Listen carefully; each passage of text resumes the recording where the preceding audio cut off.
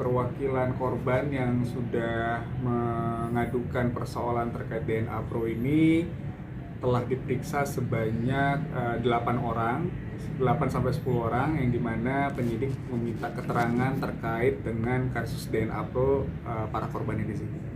Nah, tadi pemeriksaan berapa lama, Bang, kalau boleh tahu? Kenapa?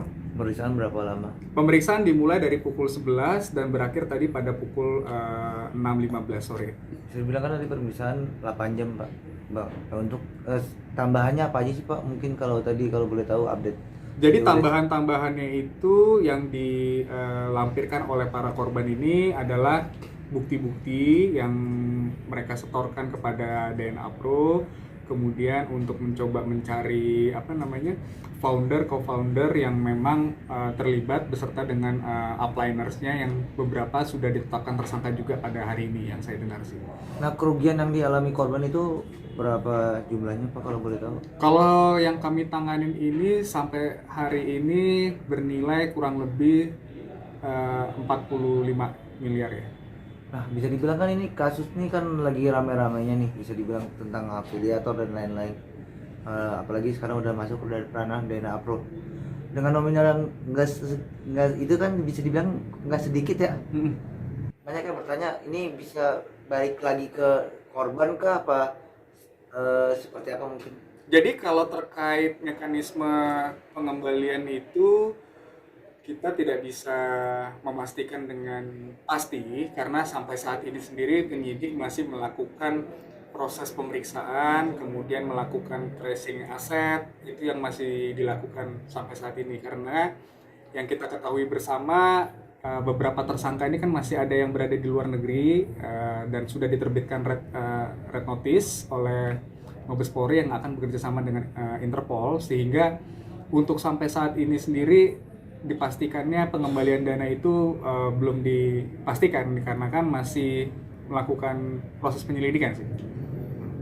Nah, mungkin bakal ada pemeriksaan lagi selanjutnya agenda, Pak. Kalau untuk agenda pemeriksaan selanjutnya adalah tidak ada, namun kita akan membuka komunikasi dan meminta audiensi kepada LPSK, Lembaga Perlindungan Saksi dan Korban, dalam minggu ini untuk mengajukan tuntutan dari para korban. Berarti bisa dibilang nanti akan bisa mediasi dengan para tersangka untuk pengembalian juga, bisa dibilang kan itu nggak kecil juga ya? Untuk dilakukan mediasi pengembalian dana dari tersangka kepada korban itu mekanismenya adalah melalui pengadilan, itu yang pasti. Jadi di dalam penuntutan itu nanti Lembaga Perlindungan Saksi dan Korban akan mengajukan yang namanya restitusi kepada pengadilan agar dana ataupun aset yang telah didapat oleh para penyidik ini dapat dikembalikan kepada para korban. Itu.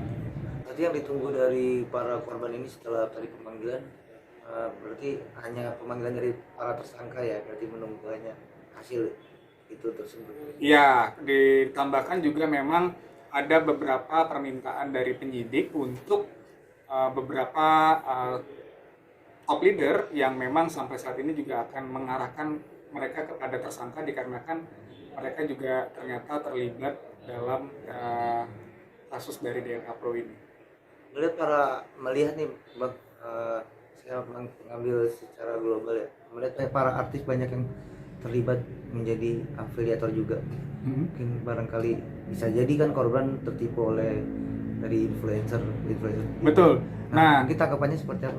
Kalau saya memberikan tanggapan kepada para public figure yang memang sudah akan dimintai keterangan dalam waktu dekat, saya menyampaikan apabila memang menerima uang hasil dari tindak kejahatan dari DNA Pro ini, lebih baik dikembalikan. Mau itu bersifat barang, uang, atau apapun itu. Dikarenakan apa yang dilakukan oleh DNA Pro ini merupakan suatu tindak pidana, sehingga saya menyarankan lebih baik dikembalikan dana tersebut.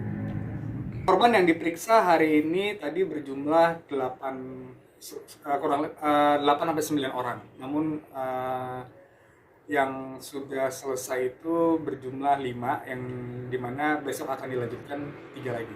Oh, dan jadwal yang sama atau memberikan bukti-bukti? Sama, untuk agendanya sama, yaitu memberikan bukti yang memang bukti-bukti itu diperlukan oleh penyidik untuk mengejar para top leader ataupun co-founder dan founder yang memang saat ini masih akan dikembangkan perkaranya. Kalau untuk menerima para korban sudah pasti kami mau menerima dengan mekanisme yang ada, yaitu bisa dapat melampirkan bukti-bukti yang ada. Memang pada kesempatan malam hari ini juga kami akan menerima lagi sebanyak kurang lebih 300 member yang akan mengadukan mereka mengadukan kepada DNA Pro. Memang ini kalau ditanya sampai kapan, pasti sampai proses penyelidikan selesai. Jadi memang saya menyarankan kepada para korban untuk mau melapor, jangan pernah takut untuk melaporkan, tapi jangan diperlama, dikarenakan proses ini kan kita tidak pernah tahu apakah sudah sampai di mana nantinya akan ditutup begitu. Jadi saya menyarankan kepada para masyarakat jangan pernah takut untuk melaporkan apabila memang menjadi korban dari DNA Pro, dan kami siap memfasilitasi untuk pelaporan tersebut dapat diterima di Barreskrim dengan jangka waktu dalam waktu dekat. Sampai saat ini satu orang aja ada yang mengalami kerugian kurang lebih sampai dengan 8 miliar sampai 10 miliar ada per satu